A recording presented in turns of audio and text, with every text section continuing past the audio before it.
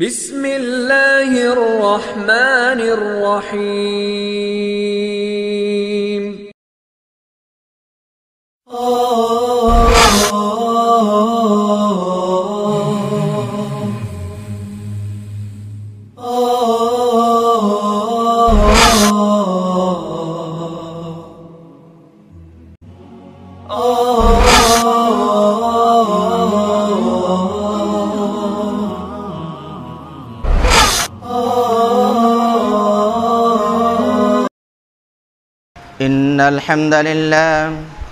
إن الحمد لله نحمده ونستعينه ونستغفره ونؤمن به ونتوكل عليه ونعوذ بالله من شرور أنفسنا ومن سيئات أعمالنا من يهده الله فلا مضل له ومن يضلل فلا هادي له وأشهد أن لا إله إلا الله وحده لا شريك له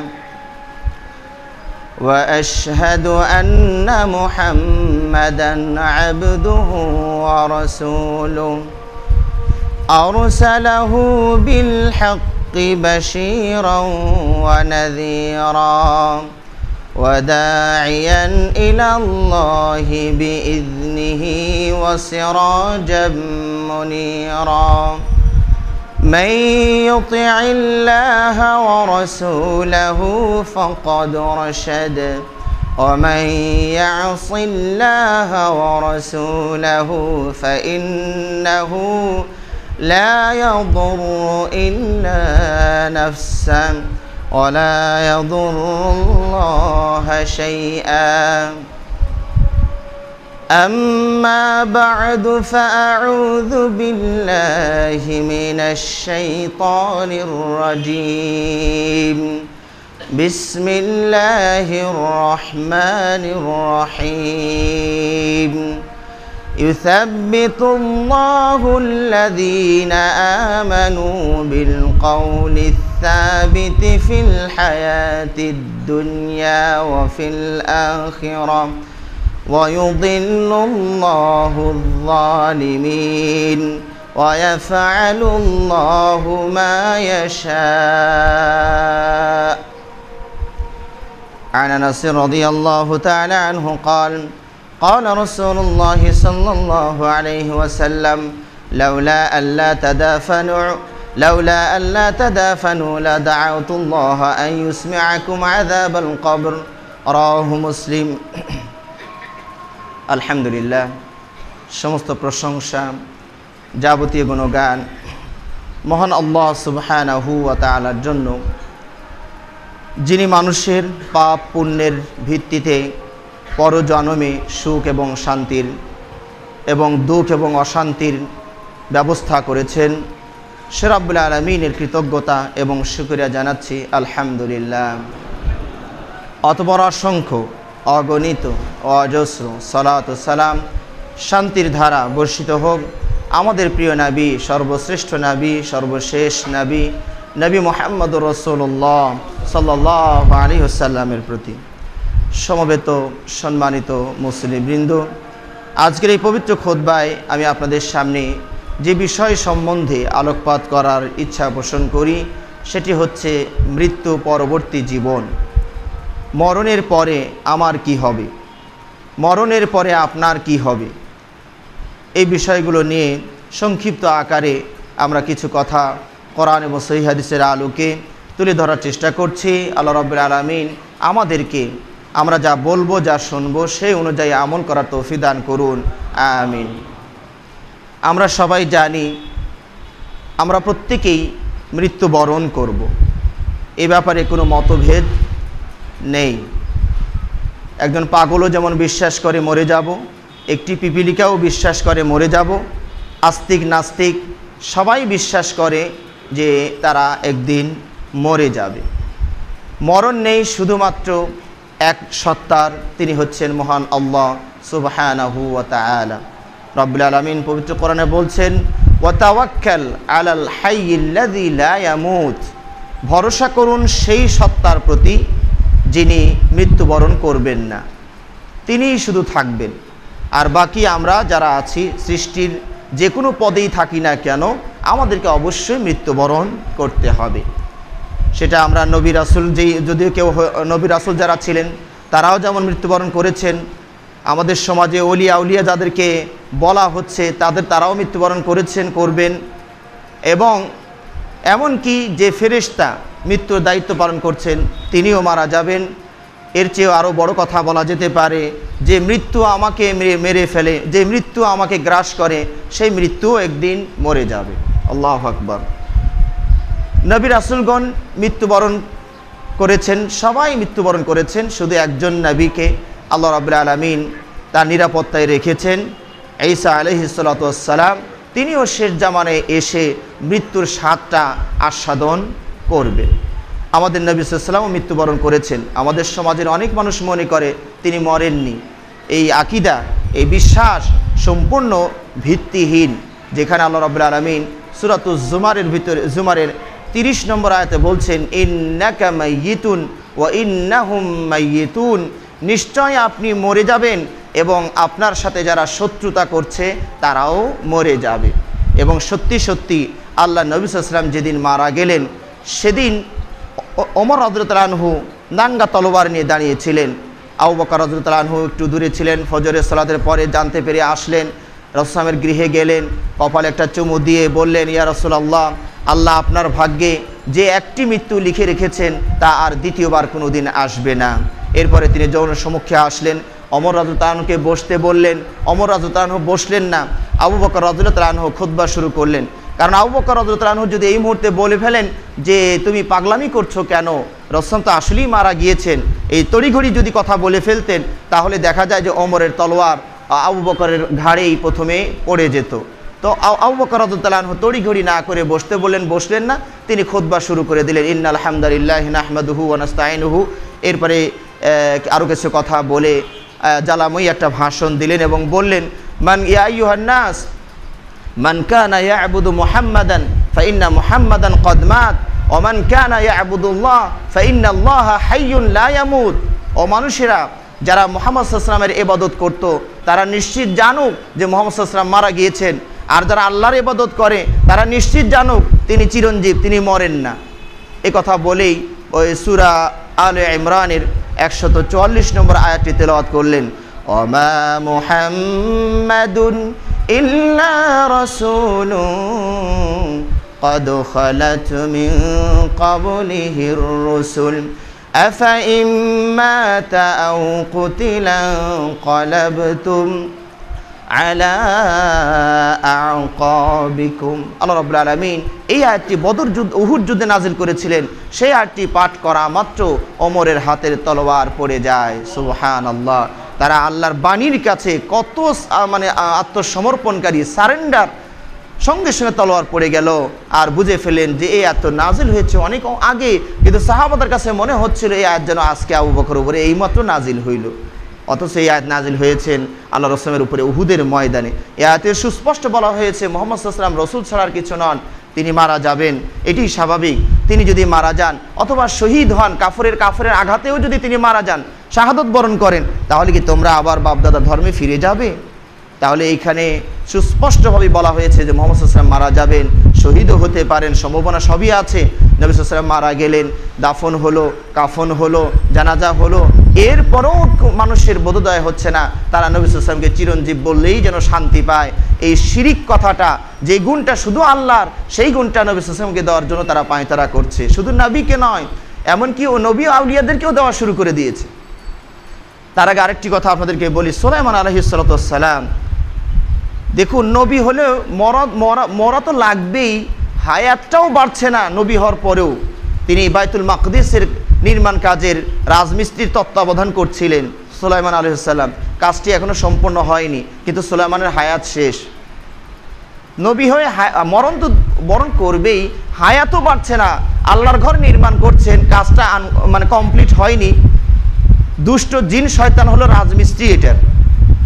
এখন সুলাইমান যদি মরে যান তাহলে এই কাজটা ওরা করবে না। তো আল্লাহ রাব্বুল আলামিন কৌশল অবলম্বন করলেন, তাকে সময় মতো ঠিকই মৃত্যু দিলেন, কিন্তু লাঠির ভরে তাকে দাঁড় করিয়ে রাখলেন। দুষ্ট জিনরা মনে করলো, হায় হায়, আগে তো একটু বাড়িতে গেছে, পেশাব পায়খানা সারছে, এখন তো ওদিকেও দেখি যায় না, একদম চোখের মটকটাও ফেলে না, কাজের ফাঁকি দেওয়ার উপায় নাই, তাড়াতাড়ি কাজ সারো। এদিকে ওই পোকা তার লাঠিটা খেয়ে আস্তে করে যখন সুলাইমান আলাইহিস সালাম কাজ যখন শেষ হয়ে গেল, ওই পোকারও মিশন শেষ হয়ে গেল, সুলাইমান আলাইহিস সালাম দফাস করে মাটিতে পড়ে গেলেন। আল্লাহ রাব্বুল আলামিন এই কথাটি পবিত্র কোরআনে এইভাবে বলেছেন, ফালাম্মা খাররা তাবায়্যানাতিল জিন্নু আল্লাউ কানু ইয়ালামুনাল গায়বা মা লাবিসু ফিল আযাবিল মুবিন। হায় হায়, জিনের আফসোস করে বলল যে তারা যদি একটু গায়েব জানতো যে উনি মরে দাঁড়িয়ে আছে, তাহলে এই কষ্ট করে এই কাজ তারা করত না। তাহলে দেখা যায় যে নবী রাসূল হওয়ার পরেও কাজ আল্লাহর জন্য করছেন, কাজ মানে কমপ্লিট হয়নি, সমাপ্তি হয়নি, তারপরে সুলাইমানের হায়াত বাড়ছে না, অন্য উপায়ে তাকে কৌশল করে দাঁড় করিয়ে রাখলেন আল্লাহ রাব্বুল আলামিন। কিন্তু হায়াত আসলে আর থামবে না, ও চলেই যাবে। আল্লাহু আকবার। যারা বলছেন ওলিয়া উলিয়া গাউস কুতুব ইত্যাদির নাম ডিগ্রি দিয়ে তারা মরবে না, দলিল হিসাবে তারা পেশ করছেন কি, আলা ইন্না আউলিয়া আল্লাহি লা খাউফুন আলাইহিম ওয়া লা হুম ইয়াহজানুন। এর অর্থ হচ্ছে, শুনে রাখো, জেনে রাখো, মনে রাখো যে আল্লাহর ওলি যারা, তাদের কোনো ভয় নেই, তাদের কোনো চিন্তাও নেই, এখানে মরণের কোনো কথাই নেই, অথচ সেই আয়াত দিয়ে তারা দলিল দেয় যে আল্লাহর ওলিরা মরে না।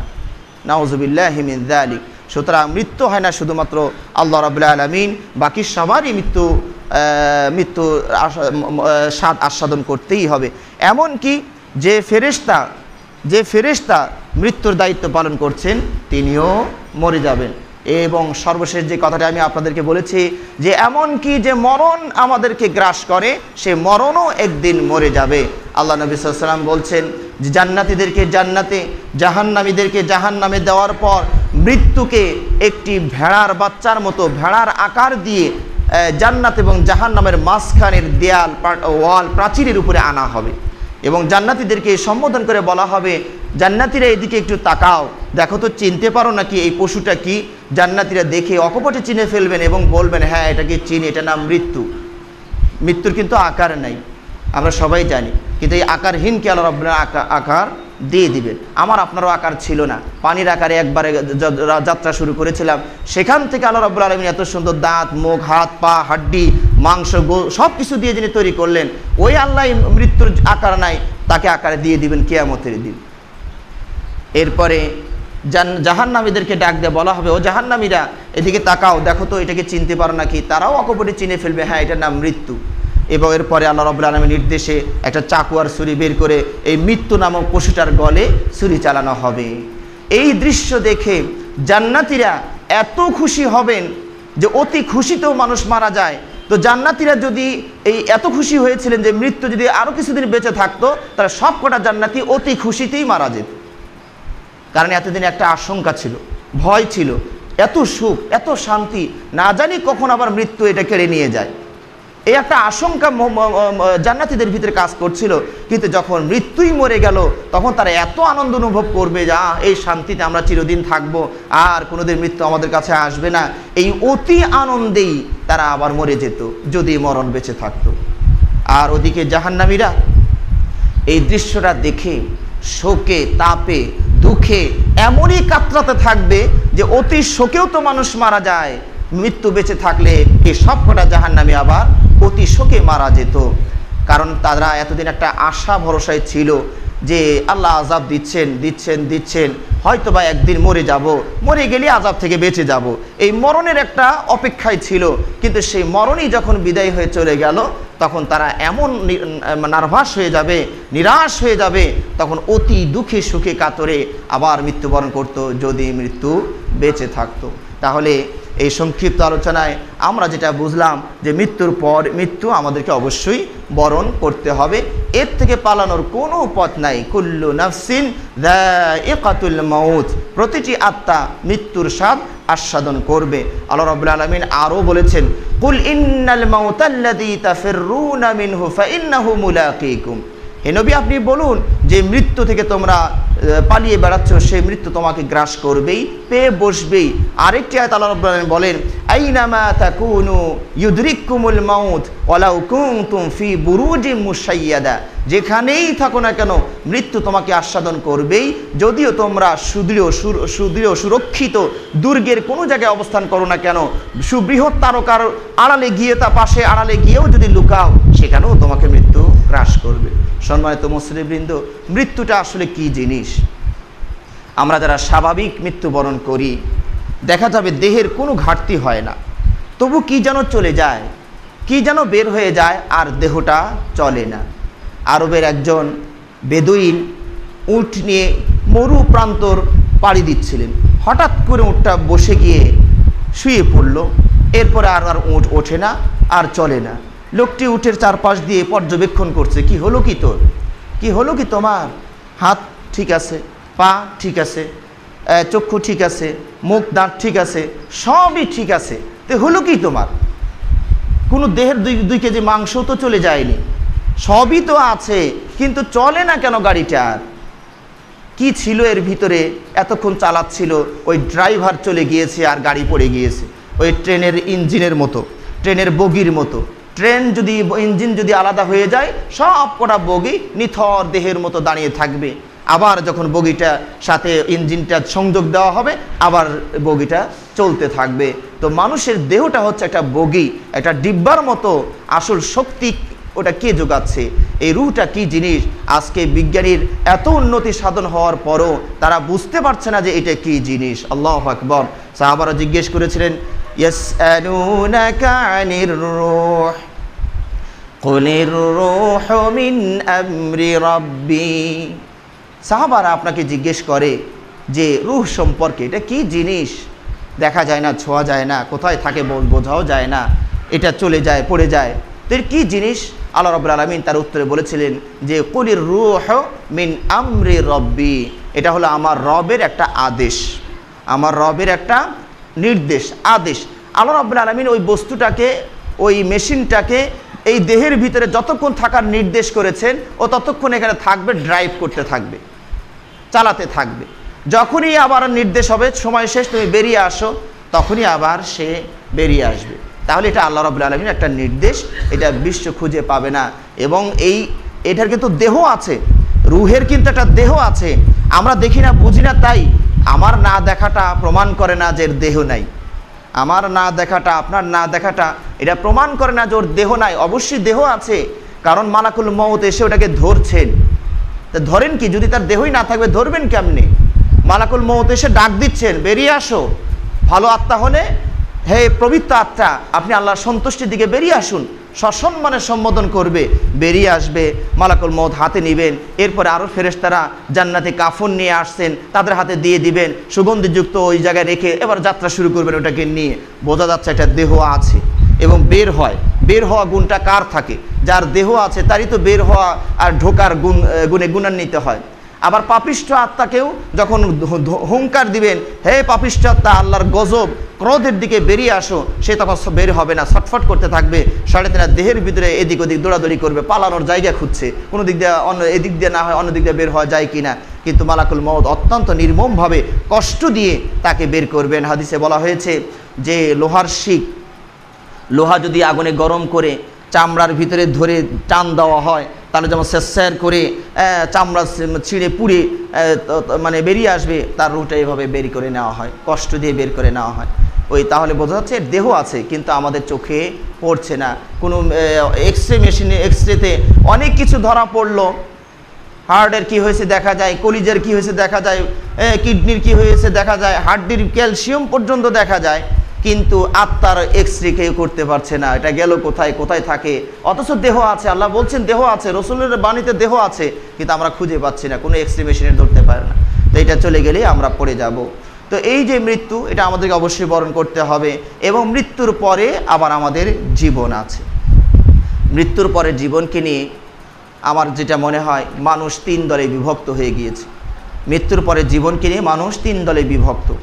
একদল বলছেন এই দুনিয়াই সর্বে সর্বা, এরপরে আর কিছু নাই, দুনিয়াটা মস্ত বড়, খাও দাও ফুর্তি করো, আগামীকাল বাঁচবে কিনা বলতে পারো, এই জন্য যা করতে মন চাই দুনিয়াতেই করো। এই আকীদা বিশ্বাসের লোক সেই রাসূলের যুগেও ছিল। আল্লাহ রাব্বুল আলামিন তাদের আকীদার কথা পবিত্র কোরআনে বলছেন, ইন হিয়া ইল্লা হায়াতুনাদ দুনিয়া নামুতু ওয়া নাহইয়া ওয়া মা ইউহলিকুনা ইল্লাদ দাহর। এরা হলো যুগবাদী। ওরা মনে করে কি ইন হিয়া ইল্লা হায়াতুনাদ দুনিয়া, এই দুনিয়া ছাড়া আমাদের আর কোনো জীবন নেই। নামুতু ওয়া নাহইয়া, এখানেই জন্মিব এখানেই মরব, আর আমাদেরকে কে মারবে? যুগে মেরে ফেলবে। আজকে জানুয়ারির 1 তারিখ এসেছে, কিছু জন্মিবে, কিছু এই জানুয়ারির 1 তারিখ কিছু জন্ম দিবে আর কিছু নিয়ে যাবে। আবার ফেব্রুয়ারি 2 তারিখ আসবে, ওই দিন আবার কিছু জন্মিবে কিছু নিয়ে যাবে। এটা যুগে করে, এখানে আসলে কোনো পিছনে কোনো লোক নাই, কোনো কিছু ড্রাইভ করছে না। এরা হলো যুগবাদী, এরাই হচ্ছে নাস্তিক, এরাই হচ্ছে আল্লাহর অস্তিত্বে অস্বীকারী। তারা এইভাবে বলেছে। এবং মক্কার কিছু কিছু কাফেররা এটাই বিশ্বাস করত এবং তারা আশ্চর্য হয়ে প্রশ্ন করত যে মাই ইউহিল ইযামা ওয়া হিয়া রামীম। সূরা ইয়াসিনের শেষের দিকে আল্লাহ বলছেন মাই ইউহিল ইযামা ওয়া হিয়া রামীম, কে আবার এটাকে জিন্দা করতে পারবে? এই হাড্ডি পচে গলে মাটির সাথে মিশে যাওয়ার পরে কেই বা আবার জিন্দা করতে পারবে? আল্লাহ রাব্বুল আলামিন বলছেন কুল ইউহিহা আল্লাযী আনশাহা আউওয়ালা মাররা। আল্লাহ রাব্বুল আলামিন বলছেন, হে নবী আপনি বলে দিন ওই পচা গলা হাড্ডিটাকে, মাটির সাথে মিশে যাওয়া বস্তুটাকে তিনি আবার পুনরায় সৃষ্টি করবেন যিনি প্রথমবার করেছিলেন। ছোট্ট করে উত্তর। আর আল্লাহ নবী সাল্লাল্লাহু আলাইহি ওয়াসাল্লাম বলেছেন ওয়ালাইসা আউওয়ালুল খালকি বিআহওয়ানা আলাল্লাহি মিন ইআদাতিহি। আল্লাহ রাসূল বলছেন যে প্রথম সৃষ্টিটা পুনরায় সৃষ্টির চেয়ে আল্লাহর কাছে সহজ ছিল না। প্রথম সৃষ্টিটা পুনরায় সৃষ্টির চেয়ে আল্লাহর কাছে সহজ ছিল না। তার মানে কঠিন হলে প্রথমটা হবে। এই যে মোবাইল আমরা দেখছি, এখন মোবাইল ভেঙে চুরমার করে দিয়ে মেশিনে গুণাছাতু করে ফেলে আর একটা মোবাইল সঙ্গে সঙ্গে মেশিনে দিয়ে বের করে নিয়ে আসবে। পার্টস পাতি যা আছে সঙ্গে সঙ্গে বের করে নিয়ে আসবে। কিন্তু প্রথম যখন এই জিনিসটা যে গবেষণা করে বানাতে চায়, ওর কিন্তু গায়ের ঘাম পায়ে পড়ে মাথা নষ্ট হওয়ার অবস্থা হয়েছিল প্রথম যেটা একটু আবিষ্কার করতে যায়। কিন্তু এখন কিন্তু এত কষ্ট নাই, মেশিনটা সব তৈরি হয়ে আছে, গুঁড়া ছাতু করে লিকুইড করে আবার প্লাস্টিকটাকে প্লাস্টিক দিয়ে খোল বানাবে, যে পার্টস তৈরি করা দরকার সেটা বানাবে, মেশিন সব ওকে আছে। তাহলে প্রথমটা কষ্টকর হওয়ার কথা ছিল, সেটাই যখন সহজ হয়ে গিয়েছে তো পরেরটা তো আরও সহজ হয়ে যাবে। এই জন্য আল্লাহ নবী সাল্লাল্লাহু আলাইহি ওয়াসাল্লাম বলছেন প্রথমটার তুলনায় দ্বিতীয়টা অনেক সোজা হবে। অর্থাৎ প্রথমটাই কঠিন হলে হওয়ার কথা ছিল, সেটাই যেহেতু আল্লাহর কাছে কঠিন ছিল না, তো বাকিগুলো আর কঠিন থাকবে না। তো এইভাবে আপনি দুনিয়া থেকে বিদায় হয়ে চলে যাব। তো আমরা যেটা বলছিলাম, মৃত্যুর পরে জীবনকে নিয়ে 3 শ্রেণীর মানুষ পাওয়া গেল। এক শ্রেণী মনে করছেন এই দুনিয়ায় সব কিছু, এরপর আর কিছু নাই। আর এক শ্রেণী বলছেন পুনর্জন্মায় বিশ্বাসী। এই দুনিয়াতে যদি কোনো আল্লাহর বান্দা ভালো কাজ করে যায় তাহলে সে পর মৃত্যুর পরে আবার সে জন্মিবে, মানে রাজা বাদশাহ হয়ে, ব্রাহ্মণ হয়ে ইত্যাদি উচ্চ বংশে উচ্চ পদস্থ হয়ে তারা জন্মগ্রহণ করবে। আর যদি দুষ্ট হয়, খারাপ হয়, তাহলে সেখানে শুকুর, শৃগাল, বানর এইরকম নিম্ন শ্রেণীর প্রাণীতে পরিণত হয়ে আবার দুনিয়াতে আসবে। আর এটার কি সুন্দর উত্তর ডক্টর জাকির নায়েক দিয়েছেন। আপনারা যারা তার বক্তব্য শুনেছেন তারা জানেন, তিনি বলেছিলেন যে এই থিওরি, এই মতাদর্শ যদি সঠিক হয় তাহলে পৃথিবীর মানুষ কমে যাওয়ার কথা ছিল, বাড়তো না। কারণ পৃথিবীর অধিকাংশ মানুষ খারাপ মানুষ, এটা সবাই আমরা জানি। আর যে ধর্মের লোকেরা এটা বিশ্বাস করে, সেই ধর্মের লোকের বিশ্বাস অনুযায়ী তার ধর্মের লোক ছাড়া সবই তো খারাপ মানুষ। সে মুসলিম হোক, খ্রিস্টান হোক, আর যেই হোক, তার ধর্মের লোক ছাড়া তো সবাই খারাপ মানুষ।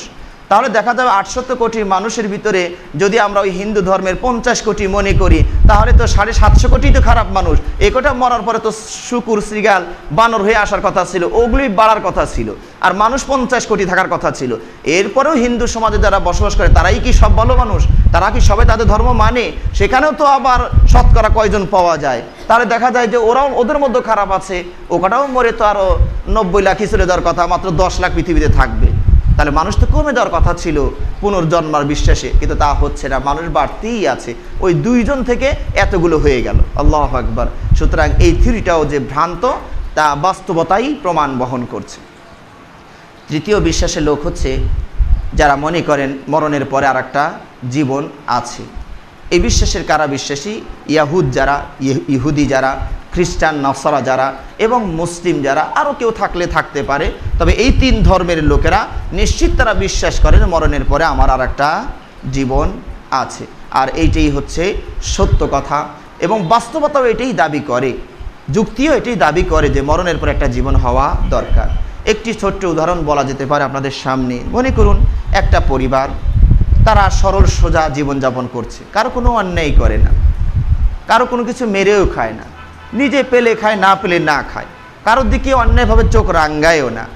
এমন একটা ভদ্র ফ্যামিলি, নিরপরাধ ফ্যামিলি, শান্ত পরিবার। এই পরিবারের উপরে রাতের অন্ধকারে একদল ডাকাত চড়াও হয়ে গেল, তাদেরকে নির্মমভাবে হত্যা করে নগদ সোনার রূপা টাকা পয়সা যা পেল সব কিছু নিয়ে রাতের অন্ধকারে উধাও হয়ে গেল। এখন যদি কোনো দেশের প্রশাসন শক্তিশালী হয়, গোয়েন্দা বাহিনী শক্তিশালী হয়, তাহলে হয়তো বা এই ডাকাত ধরা পড়বে, আর না হলে মোটেই তারা ধরা পড়বে না। তাহলে ধরা যদি না পড়ে তাহলে শাস্তিও দেওয়া সম্ভব হলো না। ধরে নিলাম তারা ধরা পড়ে গেল। এরপরেও অনেক অপশন আছে, যদি তারা আবার ডাকাত দল, প্রভাবশালী ডাকাত দল হয়, তাহলে দেখা যাবে কোনো না কোনো টেলিফোনে, কোনো না কোনো যোগাযোগের মাধ্যমে এই জেলখানার এক দরজায় ঢুকবে, আর এক দরজায় সসম্মানে সশ্রদ্ধায় বেরিয়ে যাবে। ধরে নিলাম যে সেটাও ডাকাত দলের ভাগ্যে জুটলো না, এবার হয়তো তাকে শাস্তি পেতেই হবে। আর আমাদের আদালত, আমরা তাকে শাস্তি দিব। কি শাস্তি দিব? আমরা হয়তো 10 বছরের জেল দিতে পারি, যাবজ্জীবন 14 বছরের জেল, ছুটি টুটি বাদ দিয়ে 9 বছর টিকে, এরপরে নয় আমরণই দিলাম, আমরণ জেল দিলাম। অথবা সর্বোচ্চ যেটা আমরা শাস্তি দিতে পারি সেটার গলায় ফাঁসি, মৃত্যুদণ্ড দিতে পারি। এর চেয়ে তো বেশি শাস্তি আমি আপনি দিতে পারি না, যোগ্যতা আমাদের নাই। রাগ যতই বেশি থাক, এর চেয়ে শক্তি খাটানোর ক্ষমতা আমাদের নাই। তাহলে আপনারা বলুন, যুক্তির নিরিখে বলুন, যে ডাকাত দল শত শত মানুষকে এরকমভাবে নির্মমভাবে হত্যা করলো, সেই ডাকাত দলকে আমরা ধরে সর্বোচ্চ যে শাস্তিটা দিতে পারলাম সেটা হলো কি, একবার তার ফাঁসি। কারণ ওই লোকটা তো 100 জন মানুষকে খুন করেছে, উচিত ছিল আর একে 100 বার ফাঁসিতে ঝুলানো। একবার করে জিন্দা করবো। এটা হলো আবদুল্লাহকে হত্যা করছিল, কেমন করে হত্যা করছিল? এই দিক দিয়ে ঢাকা ঢুকাইছিল, এই যে নাও এটা এই দিক দিয়ে ঢুকাই দিলাম, হ্যাঁ এবার চাকো। এরপর আব্দুর রহিমকে মারছিল, ওটা গলা কাটছিল, তাহলে এবার তোমাকে আবার জিন্দা করে যে গলা কাটার মজাটাও চাই খেলাও। তাই এইরকম শাস্তি যদি দেওয়া যেত তাহলে বোঝা যেত পরের বিচার তো এখানে সব হয়েই গেল, পরে আর লাগবে না। কিন্তু যেহেতু আমরা সেই বিচার করতে পারি না, তাহলে এই লোকগুলোর কি উপযুক্ত শাস্তি হবে না? আবার ওই যে পরিবারটা নির্মমভাবে জীবন দিয়ে দিল, এই লোকগুলোর সততার বিনিময়ে দুনিয়াবাসীর কাছে কি পেল বলুন তো দেখি? ছুরির আঘাত আর পিস্তলের গুলি ছাড়া। এই সরল সোজা ভদ্র ফ্যামিলির ভাগ্যে দুনিয়াবাসী আর কিছু উপহার দিতে পারলো না। তাহলে এই লোকগুলো সততার সাথে চলবে কেন? সেও তো পারতো 2-10টা ডাকাত সন্ত্রাস পালতে, অস্ত্রশস্ত্র কিনে নিয়ে, এরাও তো ডাকাতি করলেও করতে পারতো। তাহলে এই লোকগুলো ভদ্রভাবে চলার কি বিনিময় দুনিয়াবাসীর কাছে পেল? যদি আমরা মনে নাস্তিকদেরকে আমরা প্রশ্ন করতে পারি, এই সততার বিনিময় তাকে কে দিবে, কোত্থেকে দিবে বলো? তাহলে আমি কেন সৎ হয়ে চলবো? আমি কেন সৎ হয়ে চলবো? আমিও মেরে কেটেই খাবো, যে এই কদিনে আসি খেয়ে যাই, যে কদিনে আসি যারে ধর্ষণ করতে মন চায় করে যাই। তাহলে এরকম স্বাধীন জীবন চলে যাবে সবাই। তাহলে বোঝা যাচ্ছে কি, যুক্তির নিরিখেও বলে যে এই লোকগুলোর উপযুক্ত একটা প্রতিদান হওয়া দরকার। সেই প্রতিদান দুনিয়াবাসী দিতে পারলো না, এটা রব্বুল আলামিন মরণের পরে অবশ্যই তাকে সেই উত্তম প্রতিদান দিবেন।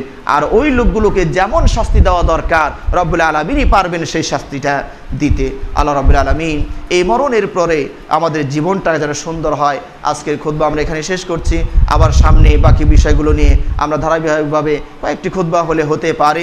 আল্লাহ রব্বুল আলামিন আমাদেরকে পরজন্মে বিশ্বাস করে যে কাজ করলে পরজন্মের বিপদ থেকে আমরা মুক্ত হতে পারবো, সেই কাজ করার আল্লাহ আমাদেরকে তৌফিক দান করুন। আমিন। ওয়া আখিরু দাওয়ানা আনিল হামদুলিল্লাহি রাব্বিল আলামিন।